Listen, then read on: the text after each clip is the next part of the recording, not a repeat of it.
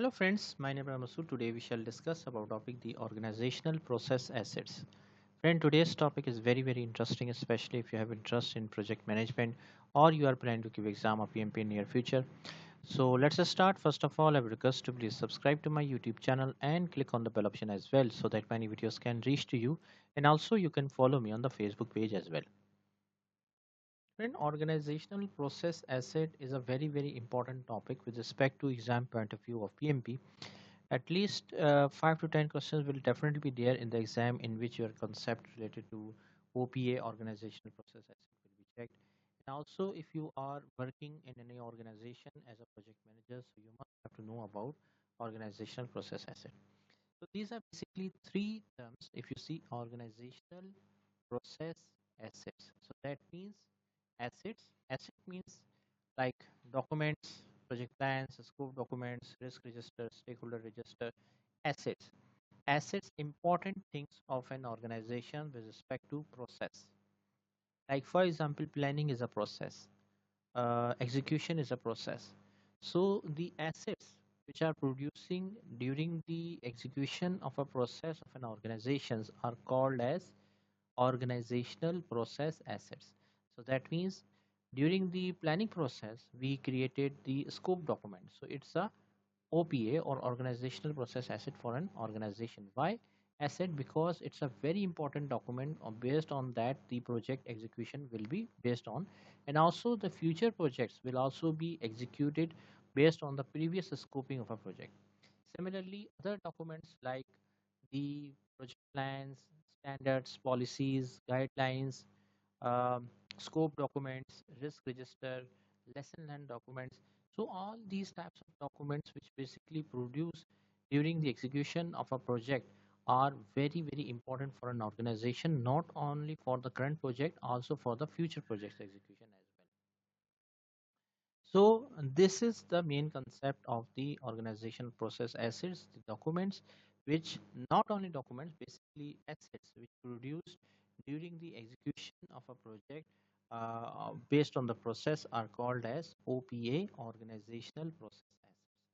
Now, the examples of the OPA are first of all the standard guidelines, procedures, proposal evaluation criteria, work breakdown structures, project plans, schedule network diagrams, risk registers, standard procedures, project closure guidelines, defect management processes, the lesson learned and historical databases, change control or procedures that how you will manage the change in an organization, financial control procedures, project files.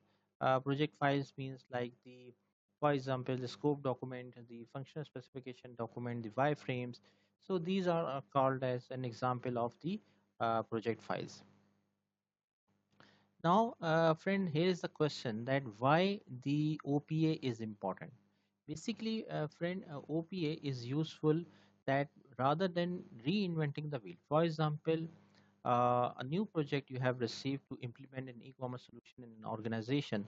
So rather than making the scope document from the scratch, what you can do, you can use the scope document of the previous project, which is already done by an organization, and based on that, you can re-evaluate or remake the scope document. Similarly, same for the functional specifications, wireframes, project plans, estimations for cost, schedule, the risk register, the kickoff presentations. So all these types of documents are very important documents of an organization. So we can reuse those documents. This is not the concept of copy paste that just copy and paste the document. Basically, we are reusing those documents and avoiding the extra efforts, or you can say the reinventing the wheels. Secondly, these documents are important for current projects. Also, if you are planning for future projects, for example, your organization has done the e-commerce solution, and again, now another e-commerce solution project you have received. So what you can do, you can review the previous project documentation, including the estimates for cost, schedule, also the risk register, the lesson learned documents. These documents will help you to avoid those mistakes which you have done in the previous projects, and you can successfully complete your future projects as well. Now, the uses of organizational process assets. First use is the in the change control procedures. Change control procedures means that, like, change is the concept that first of all the scope has been agreed with the and the deliverables are agreed with the customer. Now he is making some changes in the scope, for example. So this is called as change, basically in the project.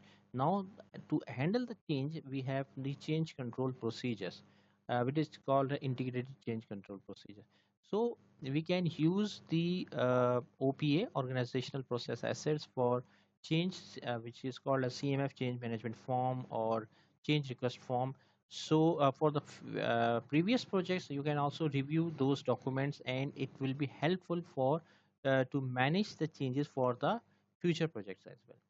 Then databases of project information. Databases mean again the, like, scope documents, the wireframes, these functional specifications document, project management plans, the project documents, especially like the estimates of cost, schedule, etc. So these databases are very very helpful to evaluate the project. And defect management processes. Whenever there is a defect, we have to manage it. So how you manage it previously in the previous projects, or what is the current procedures to manage the defect management. Then document templates. Document templates means the, for example, kickoff presentations you can use whenever you are going to present a new project. You can use the kickoff presentations which you have already done in the previous projects as well, or you can use the, for example, issue log. You can use the risk register. So these document templates are very very important. And financial control procedures. Financial control procedures means, for example, based on the work breakdown structure, you manage the financial. Financial means that how much cost will incur on a module.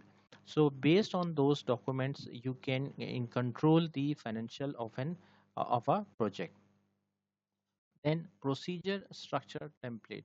What will be the procedure to handle the structure of the project? There are so many templates are available. You can use those templates if you have organization have, or you can use new templates as well.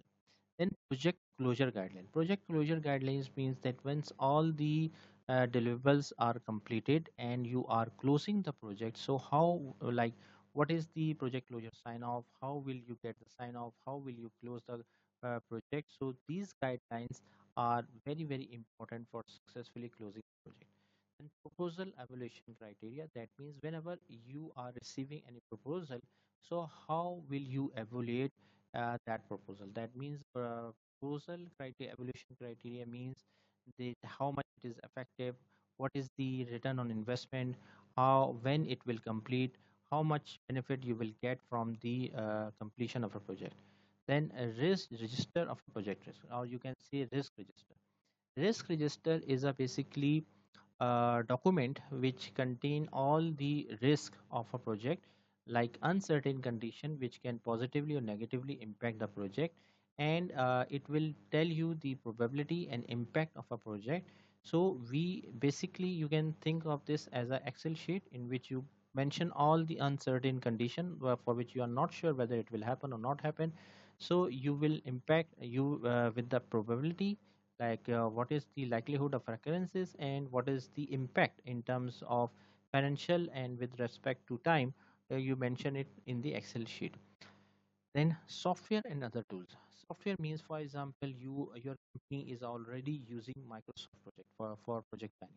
So it is a very very important tool, very very important OPA, organizational process asset. So you can also use the same document as well. Then stakeholder register. Stakeholder register is basically a document in which you mention the persons who have positive or negative interest in a project. Basically, simply it's a you can think of this as a Excel sheet in which you mention the persons who are involving in the project, either from customer side, either from vendor side, and the name of the person, his information like his name, contact number, his email, his address, and also his interest in the project, positive or negative interest, his impact on the project, and his basically influence on the project as well. So basically this is a very very important document. Normally whenever we are making implementing a project, we normally make such documents, and these sites or these such types of organizational process assets are very important for the current project as well, and for the implementation of the future projects as well. So friend, thank you, thanks a lot for watching the video. I hope you like this video. If you like it, please share it with your friends and colleagues. And thanks a lot for watching the video.